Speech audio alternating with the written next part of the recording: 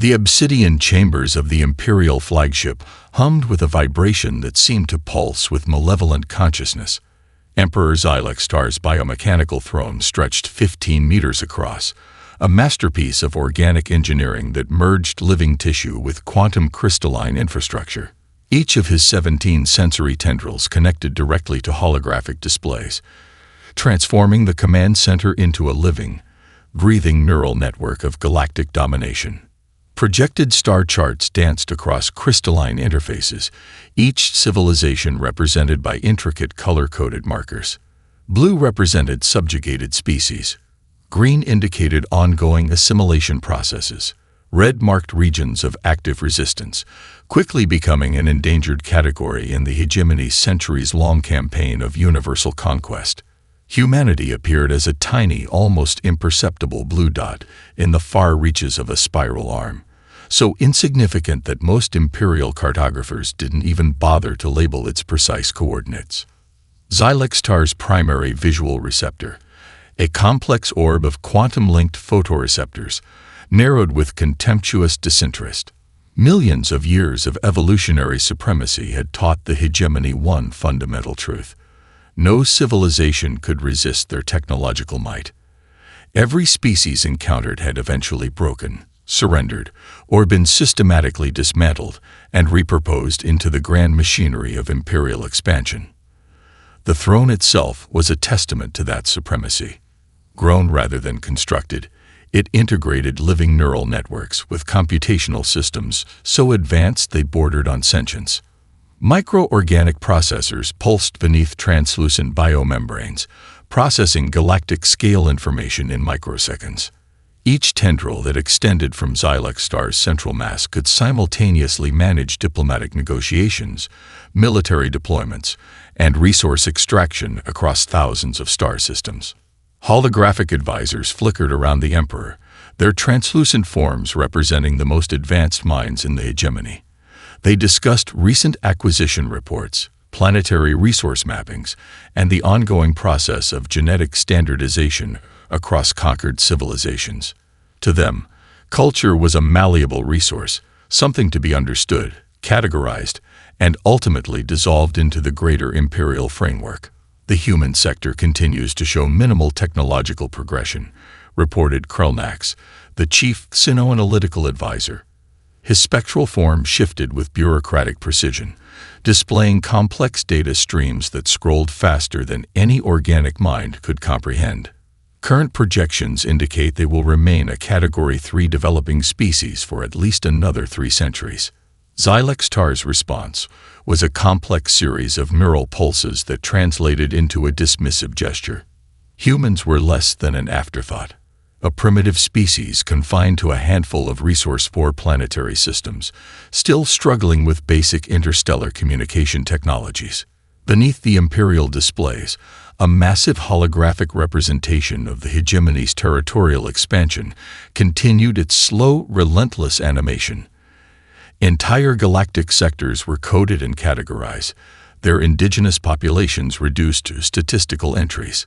Billions of lives represented as simple data points, their entire cultural histories condensed into algorithmic summaries. The Imperial Processing Core, a living computational matrix that stretched across multiple decks of the flagship, continued its endless calculations. It predicted potential resistance movements, calculated resource extraction efficiencies, and maintained the complex web of control that defined the hegemony's approach to universal management.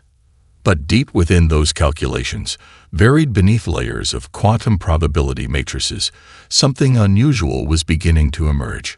Microscopic anomalies, unexpected variable interactions, the kind of statistical improbabilities that most imperial analysts would immediately dismiss as computational noise. If Xylex-Star or his advisors had been capable of true curiosity, they might have investigated these anomalies. They might have noticed the subtle way these statistical ghosts were beginning to interact, the almost imperceptible patterns that were forming at the very edges of their computational awareness. But curiosity was a weakness, and the hegemony permitted no weaknesses. The Emperor continued to survey his domain, completely unaware that the tiny blue dot representing humanity was about to become something far more significant than a mere statistical footnote in galactic history. Something was coming. Something the hegemony had never encountered before. The diplomatic shuttle approached the massive hegemony flagship with calculated precision. From external sensors, it appeared to be a standard human diplomatic vessel, a blocky, utilitarian craft that looked almost crude compared to the sleek, bioengineered perfection of hegemony design. Its hull bore the marks of multiple interstellar journeys, with micro-pitted surfaces and repair patches that spoke of limited technological capabilities. Captain Jack Harrison studied the holographic displays with eyes that betrayed nothing of the complex operation about to unfold. To the hegemony observers, he appeared as nothing more than a standard human diplomatic envoy. Mid-40s, athletic build, with the kind of confident but non-threatening demeanor carefully cultivated for first contact scenarios. What the hegemony didn't see was the intricate network of quantum-encrypted communication systems woven into every fiber of the shuttle's interior. Each seemingly innocuous diplomatic gift, each piece of communication technology, was a precision-engineered infiltration device. The human team had spent years preparing for this moment, understanding that their survival, and potentially the survival of their entire species, depended on absolute precision. Maria Rodriguez, the team's lead engineer, ran her fingers along a seemingly standard communication panel. To an untrained observer, it was a routine systems check. In reality, she was deploying a series of microscopic quantum probes, each designed to map and analyze the hegemony's communication infrastructure with terrifying precision. "Diplomatic protocols are holding," Jack murmured, his voice picked up only by the team's internal communication system. "No anomalies detected in our initial approach." The rest of the team moved with calculated casualness. Dr. Emily Chen, a xenolinguistic specialist, appeared to be reviewing translation protocols. In truth, she was mapping complex communication patterns, identifying potential weaknesses in the hegemony's communication systems. Beside her, Michael Rodriguez, no relation to Maria, maintained the appearance of a standard security attaché, his cybernetic augmentations carefully masked beneath a standard diplomatic uniform. The hegemony reception team waited in a massive docking chamber that defied human architectural understanding. Walls shifted and breathed biological infrastructure responding to environmental changes with living, organic precision. Holographic interfaces flickered with data streams so complex they would cause a human mind to experience immediate sensory overload. As the shuttle's airlock cycled, Jack Harrison performed a final systems check with a subtle eye movement that activated multiple layers of hidden communication protocols. The team's neural interfaces synchronized, creating a living, breathing computational network that would make their seemingly primitive technological appearance a perfect disguise. "Diplomatic team, prepare for initial contact," Jack subvocalized, his words translated instantly across the team's neural network. The airlock opened with a hiss of pressurized atmosphere. To the hegemony observers, the human delegation appeared almost charmingly unprepared. Their environmental suits looked bulky and antiquated, with visible technological seams and manual adjustment points. It was a masterful performance of technological inferiority. Lead diplomatic receptor, Krelvax, extended a series of biomechanical tendrils in what passed for a welcoming gesture among the hegemony. The creature's multiple sensory organs scanned the human delegation, seeking any hint of technological sophistication that might challenge their predetermined assessment. They would find nothing, or so they believed. Jack Harrison stepped forward, his movements a perfect balance of confidence and diplomatic deference. On behalf of the United Earth Diplomatic Corps, he began, his words filtered through advanced translation matrices that appeared, to hegemony sensors, to be nothing more than standard communication protocols. "We bring greetings of peaceful exploration and cultural exchange." Each word was a weapon, each gesture a potential breach. The diplomatic dance had begun. Beneath the surface of seemingly simple interactions, a war was already being waged, a war of information, of technology, of survival. The hegemony saw only what they wanted to see, a primitive species making first contact, offering nothing more than potential future resources. They could not have been more wrong. The diplomatic reception chamber pulsed with living technology that defied human comprehension. Biological interfaces shifted and breathed, quantum organic surfaces responding to microscopic environmental changes with an intelligence that bordered on sentience. What appeared to be walls were actually complex neural networks, each molecule capable of processing information at speeds that would reduce human computational systems to primitive calculators. Maria Rodriguez moved with calculated precision, her fingers trailing along alien interface panels. To the hegemony observers, her actions seemed like standard diplomatic curiosity. In reality, each touch was a carefully orchestrated data extraction mission, microscopic quantum probes embedding themselves into the living technological infrastructure. Dr. Emily Chen stood nearby, her seemingly casual conversation with a hegemony linguistic specialist, a masterpiece of misdirection. Her neural implants worked overtime, analyzing communication patterns, decoding complex linguistic structures, and simultaneously running deep scan algorithms that mapped the communication system's underlying architecture. Fascinating quantum resonance, Maria murmured, her hand resting on a holographic display that looked like nothing more than a decorative interface. To the hegemony, it was a moment of technological appreciation. In truth, she was uploading a series of microscopic data harvesting algorithms that would begin their silent work of penetration and analysis. Michael Rodriguez, the security specialist, maintained a perimeter that appeared routine but was anything but standard. His cybernetic augmentations, carefully masked beneath a standard diplomatic uniform, were running continuous threat assessments. Quantum encrypted communication channels pulsed beneath his skin, creating a living, breathing computational network that could process and transmit information faster than any hegemony sensor could detect.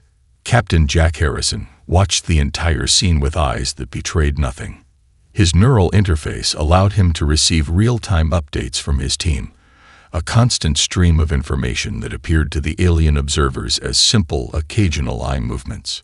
The hegemony diplomatic team moved around the human delegation with an air of supreme confidence.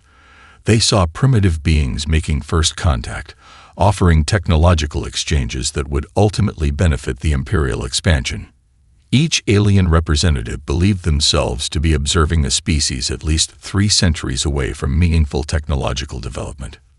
They could not have been more wrong.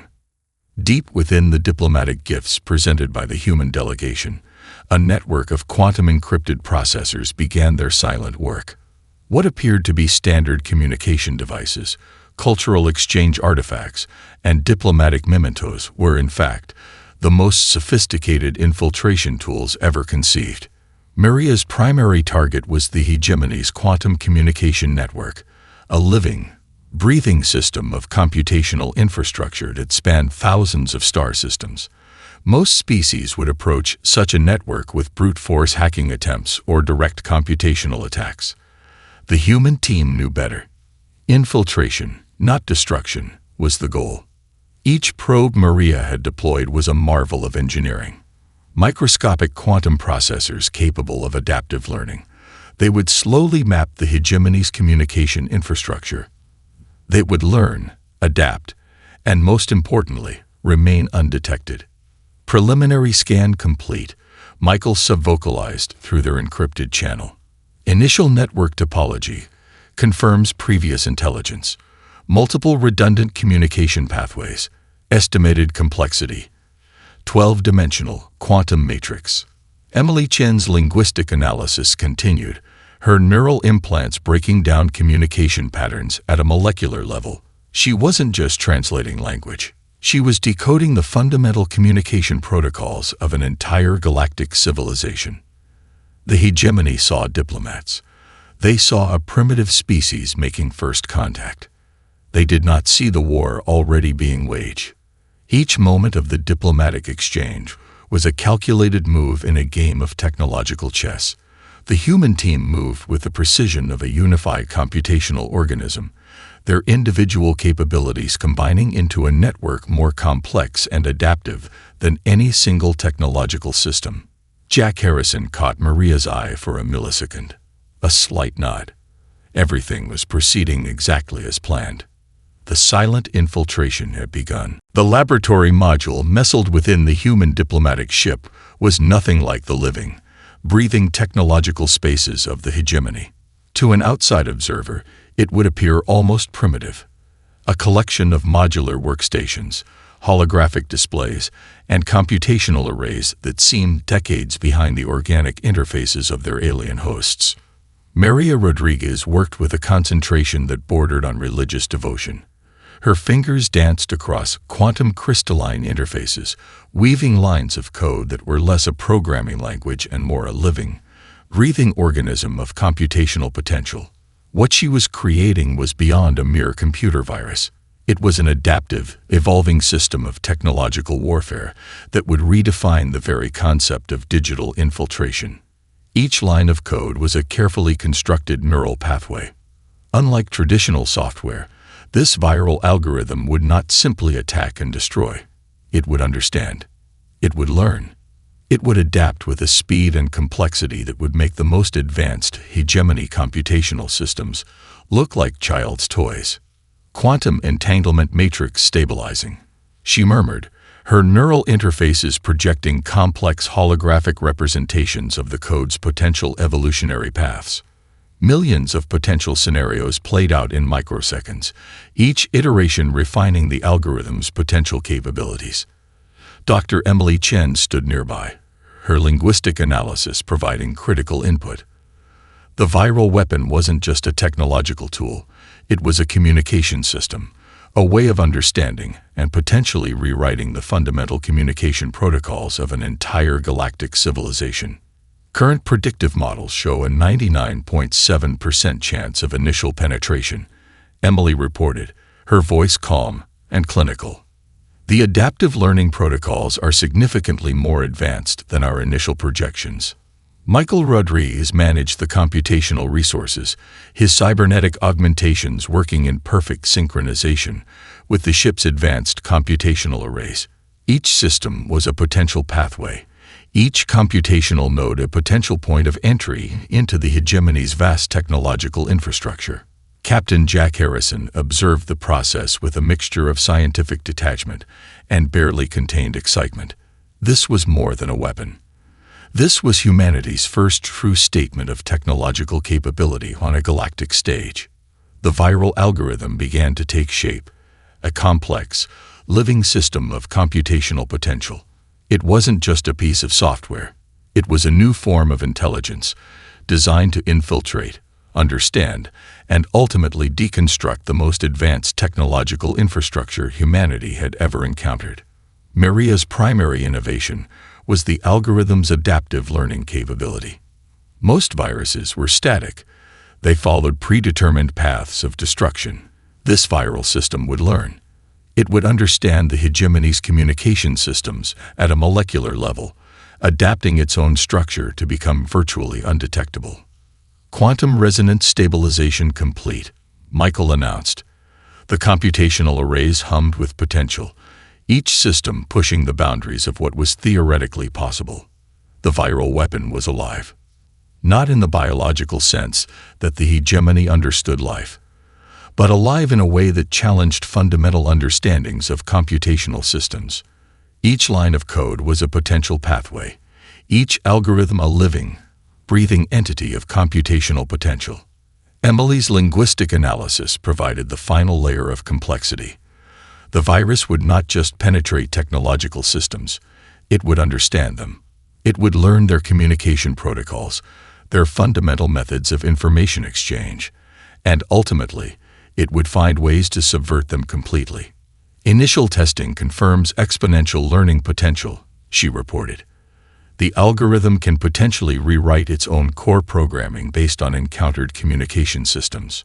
Jack Harrison watched the final stages of development with a sense of historical significance. This was humanity's response to centuries of galactic marginalization. Not through brute force, not through massive military campaigns, but through pure, unadulterated technological innovation. The laboratory module seemed to pulse with potential. Millions of computational pathways intersected, creating a living network of technological possibility. "Deployment protocols are ready," Maria announced, her voice calm and clinical. The viral weapon was complete, and the hegemony would never see it coming. The first signs of failure appeared like microscopic whispers across the hegemony's vast communication networks. Quantum relays began to flutter with unexpected interference, their normally pristine signal pathways developing inexplicable micro-interruptions that defied conventional diagnostic protocols. In the central command hub of the Imperial flagship, Krelnax, chief systems analyst, noticed the initial anomalies. Holographic displays flickered with patterns that should have been impossible. Communication nodes that had functioned perfectly for millennia began to develop strange, almost organic inconsistencies. "Diagnostic scan initiated," Krelnax commanded, his biomechanical tendrils extending to interface with the primary computational matrix. What should have been a routine systems check quickly revealed something far more alarming. The virus was alive. Not alive in any biological sense, the hegemony understood, but alive in a way that challenged every fundamental assumption of their technological supremacy. Each communication pathway became a potential infection route. Each quantum relay a potential point of systemic compromise. Across thousands of star systems, bio-augmented soldiers found their enhanced systems turning against them. Targeting protocols began to malfunction. Communication networks developed inexplicable blind spots. What appeared to be simple technical glitches were, in fact, the first signs of a complete systemic collapse. Planetary defense grids went dark, one star system at a time. The hegemony's supposedly impenetrable communication infrastructure began to develop microscopic weaknesses that spread with terrifying speed. Each computational node became a potential point of total system failure. Emperor Xylextar's primary command center erupted into chaos. Holographic advisors flickered in and out of existence, their quantum-based projections becoming increasingly unstable. The living, breathing technological infrastructure that had defined hegemony supremacy for millennia began to unravel at the molecular level. "Impossible," Krelnax muttered, his multiple sensory organs detecting patterns of computational breakdown that defied all known technological principles. The viral weapon wasn't just attacking the hegemony systems. It was learning them, understanding them, becoming them. On a distant colonial world, an entire planetary defense network went offline in less than 7 milliseconds.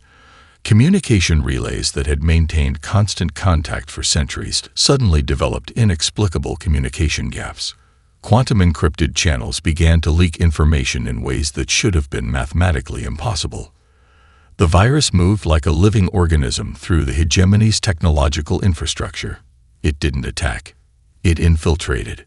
It understood. Each computational pathway became a potential avenue of complete systemic collapse. Military communication networks were the first to fully comprehend the scale of the invasion. Targeting systems began to produce random, nonsensical outputs. Defensive protocols became compromised. What had once been the most advanced technological infrastructure in known space began to look like a collection of primitive failing systems. Krelnax watched in mounting horror as entire computational sectors began to fail. The hegemony had spent millennia believing in their technological supremacy. They had conquered countless civilizations, assimilated entire species, built an empire that spanned thousands of star systems. And now, everything was falling apart. The viral weapon didn't just attack the hegemony's technology. It attacked their fundamental understanding of technological superiority. Each failed communication node was a testament to a species that had become so confident in its own capabilities that it had forgotten the most fundamental rule of technological evolution. Adaptation is survival. Planetary governors began to report complete communication failures. Entire star systems found themselves cut off from the central imperial infrastructure. The vast, interconnected web of hegemony control began to develop catastrophic failures that spread with exponential speed. Emperor Xylextar's command center became a maelstrom of failed computational attempts. Holographic displays showed cascading system failures across multiple star systems. The living, breathing technological infrastructure that had defined hegemony supremacy for millennia was being dismantled from within. The most terrifying aspect was the precision. This wasn't a random attack. This was a calculated dismantling of an entire technological civilization. As system after system failed, one thing became terrifyingly clear. The humans had done something no species had ever accomplished before. They were winning. The human fleet emerged from quantum-folding space like a swarm of intelligent predators. Each vessel was a testament to human ingenuity. Ships that looked cobbled together from salvaged parts, yet possessed computational capabilities that would make the most advanced hegemony engineers weep with a mixture of horror and respect. Captain Jack Harrison stood on the bridge of the command vessel, his neural interfaces creating a living, breathing computational network that extended through every ship in the fleet. What appeared to be a standard military formation was actually a dynamic, adaptive organism of technological potential. Tactical network synchronized, reported Commander Sarah Williams, her fingers dancing across holographic interfaces that seemed to breathe with computational life. Each ship in the fleet was more than a weapon. It was a thinking, adaptive entity. The retrofitted vessels defied conventional understanding of space warfare. Humanity had spent decades watching, learning, preparing. Every piece of salvaged technology, every captured alien communication protocol, had been meticulously studied and integrated into their design. Michael Rodriguez managed the fleet's computational core, his cybernetic augmentations working in perfect synchronization with advanced quantum processing systems. The ships moved with a precision that bordered on living intelligence. They weren't just vessels. They were extensions of a collective, ruthlessly efficient consciousness. Hegemony defensive systems, already compromised by the viral weapon, struggled to comprehend the incoming human fleet. Traditional targeting protocols failed. Defensive measures collapsed before they could even be fully initiated. Quantum interference patterns stabilizing, Sarah announced. Each word was a computational command that rippled through the fleet's neural network. The ships were a perfect blend of salvaged alien technology and human adaptive engineering. Captured hegemony communication protocols were integrated into their core systems. Reverse-engineered quantum drives allowed for movement patterns that defied traditional understanding of space navigation. Jack Harrison watched the tactical displays with a calm that masked the most sophisticated military operation in human history. This wasn't just an attack. This was a complete deconstruction of a galactic civilization's technological infrastructure. Each ship in the fleet operated with a level of adaptive intelligence that made traditional military formations look like primitive chess pieces. They didn't just follow predetermined attack patterns. They learned. They adapted. They anticipated. Hegemony defensive networks, already compromised by the viral weapon, found themselves facing a threat they could not comprehend. The human ships moved like a living, breathing computational organism. Each vessel was a potential point of total system infiltration. Targeting systems are adaptive, Michael reported. We're running predictive models faster than their defensive protocols can respond. The battle was unlike anything in galactic military history. Humanity wasn't trying to destroy the hegemony through brute force. They were systematically dismantling its entire technological infrastructure with surgical precision. Quantum encrypted communication channels allowed the human fleet to operate with a level of synchronization that defied conventional understanding. Each ship was both an individual weapon and part of a larger, living computational network. Defensive stations that had stood undefeated for millennia began to fall, not through massive weapons fire, but through complete technological subversion. Quantum resonance fields stabilizing, Sarah announced. The fleet moved with a precision that seemed to defy the fundamental laws of space combat. Jack Harrison understood the true nature of their victory. This wasn't about destruction. This was about proving humanity's potential, about showing a galactic civilization that had spent millennia believing in its own superiority that there was always something more to learn. The viral weapon had done its work. The human fleet was delivering the final, surgical strike. Each moment was a calculated move in a game of technological warfare that redefined the very concept of military engagement. The hegemony had believed humanity was primitive, inconsequential, a species barely worth noting. They were about to learn how wrong they had been. The Imperial Command Center trembled with cascading system failures. Emperor Xylextar's once impenetrable sanctum of technological supremacy had been reduced to a maze of flickering holographic displays and dying quantum interfaces. The living, breathing infrastructure that had defined hegemony power for millennia was collapsing at the molecular level. "Activate the quantum resonance device," Xylextar commanded, his biomechanical tendrils extending toward the central computational matrix. This was the hegemony's ultimate weapon, a planet-killing system so advanced it could shatter entire star systems with a single quantum pulse. But something was wrong. The weapon's core systems responded differently. Quantum matrices that should have been instantaneously responsive began to develop strange, unexpected behavior patterns. The computational pathways twisted and reformed in ways that defied all known technological principles. Maria Rodriguez's viral algorithm had done more than infiltrate. It had rewritten the fundamental communication protocols of the entire system. On the bridge of the human command vessel, Captain Jack Harrison watched the Imperial flagship's systems through a network of quantum-encrypted communication channels. Each moment was a calculated move in a game of technological warfare that had redefined the very concept of galactic conflict. "Weapon activation sequence detected," reported Commander Sarah Williams. Her neural interfaces danced across holographic displays, tracking every microscopic change in the hegemony's computational infrastructure. Preparing defensive countermeasures, the quantum resonance device began to charge. Energy matrices that had obliterated entire civilizations started to build their destructive potential. But something was fundamentally different. The weapon's core systems were no longer responding to Imperial commands. Maria's viral algorithm had transformed the weapon into something entirely unexpected. Krelnax, the chief systems analyst, watched in mounting horror as the weapon's targeting systems began to produce impossible computational outputs. Quantum matrices twisted and reformed, creating computational pathways that should have been mathematically impossible. "Weapon trajectory is..." Krelnax's words were cut short as the quantum resonance device began to turn its apocalyptic energy inward. The Imperial Command Center erupted into chaos. Holographic displays showed the weapon charging, but its targeting systems had become completely unpredictable. What was supposed to be a planet-killing strike was now a potential system-wide catastrophe. Jack Harrison allowed himself the briefest moment of satisfaction.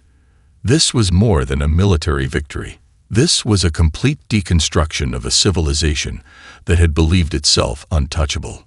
The quantum resonance device reached full charge. And then everything changed.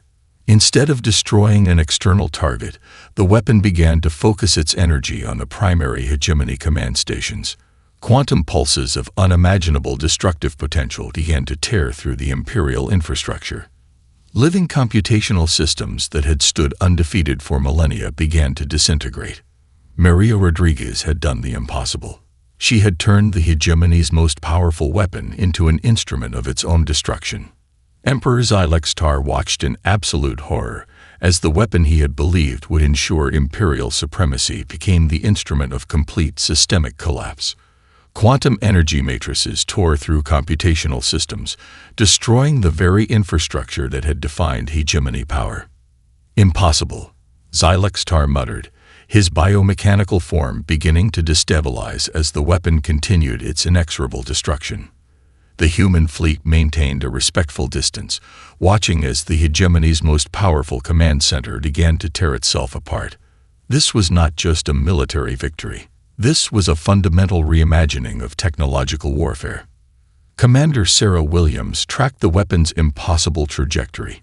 "Weapon is performing complete systemic deconstruction," she reported, her voice calm and clinical.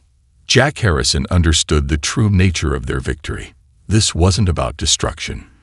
This was about proving that technological superiority was not about raw power, but about adaptability, about the capacity to understand, to learn, to transform. The quantum resonance device continued its apocalyptic sequence, turning the heart of the hegemony's power into nothing more than cosmic dust. And humanity watched and waited. The silence was more profound than any weapon. Scattered remnants of the hegemony's once vast infrastructure drifted through the void of space like cosmic debris. Quantum-shattered computational systems, living technological interfaces now reduced to frozen fragments, told the story of a civilization's complete and total collapse. Captain Jack Harrison stood on the bridge of the command vessel, watching as recovery teams began their meticulous work. This was more than a military victory. This was the most significant moment of human expansion in galactic history. Preliminary recovery scans complete, reported Commander Sarah Williams, her neural interfaces processing vast streams of data with inhuman precision. Multiple subjugated species are showing signs of spontaneous liberation. Maria Rodriguez managed the computational core that had orchestrated the entire operation. Her viral algorithm continued its work, now focused on stabilization and reconstruction. Where the hegemony had seen conquest, humanity was preparing to offer rehabilitation. Holographic displays tracked the cascading effects of the hegemony's collapse. Entire star systems that had been under imperial control for millennia were now experiencing their first moments of true freedom. Computational networks that had been used for oppression were being systematically dismantled and repurposed. Michael Rodriguez oversaw the initial contact protocols. Unlike the hegemony's approach of total assimilation, humanity was preparing a fundamentally different model of galactic interaction. Each liberated species would be offered a choice: support for reconstruction, technological assistance, cultural preservation. We're receiving preliminary communication requests from 17 distinct species, Michael reported. Computational translation matrices are stabilizing. Jack Harrison understood the true significance of their victory. This was not about replacing one imperial power with another. This was about creating a fundamentally new model of galactic cooperation. The recovery teams moved with precision, their ships a mixture of reverse-engineered hegemony technology and human adaptive engineering. Each vessel was more than a military asset. They were instruments of potential reconstruction. On isolated planetary systems, populations that had known nothing but imperial control for generations began to experience something entirely new: choice. Maria's viral algorithm continued its work, now focused on stabilization. Communication networks were being carefully dismantled, with critical infrastructure preserved. The goal was not destruction, but transformation. Initial humanitarian support packages are being prepared, Sarah announced. Holographic displays showed resource allocation models, medical support systems, and technological rehabilitation protocols. Each model was designed with a level of complexity and compassion that the hegemony could never have comprehended. Jack watched as the first wave of support ships began to move toward liberated systems, medical vessels equipped with advanced regenerative technologies, educational ships carrying computational learning systems, resource allocation platforms designed to support independent development. The hegemony had believed in total control. Humanity was offering something entirely different: potential. Computational analyses began to reveal the true scale of the hegemony's oppression. Entire species had been systematically marginalized, their cultural and technological development forcibly stunted. Planets that should have been vibrant centers of innovation had been reduced to resource extraction zones. We're detecting multiple species with significant suppressed technological potential, Michael reported. Preliminary models suggest some civilizations were centuries ahead of their forced developmental limitations. The human recovery teams worked with a level of precision and compassion that defied traditional understanding of military occupation. Where the hegemony had seen resources to be consumed, humanity saw civilizations to be supported. Maria's viral algorithm continued its delicate work of systemic reconstruction. Communication networks were carefully stabilized. Critical infrastructure was preserved. The goal was not to replace the hegemony, but to create something entirely new. Jack Harrison watched the holographic displays with a sense of historical significance. This was more than a military victory. This was the beginning of a fundamentally new approach to galactic civilization. "Prepare initial contact protocols," he commanded. "Let's show them what freedom really means." The human fleet moved with a precision that was both terrifying and hopeful. Each ship was a potential point of support. Each computational system a pathway to potential reconstruction. The hegemony was gone. Humanity's true work was just beginning.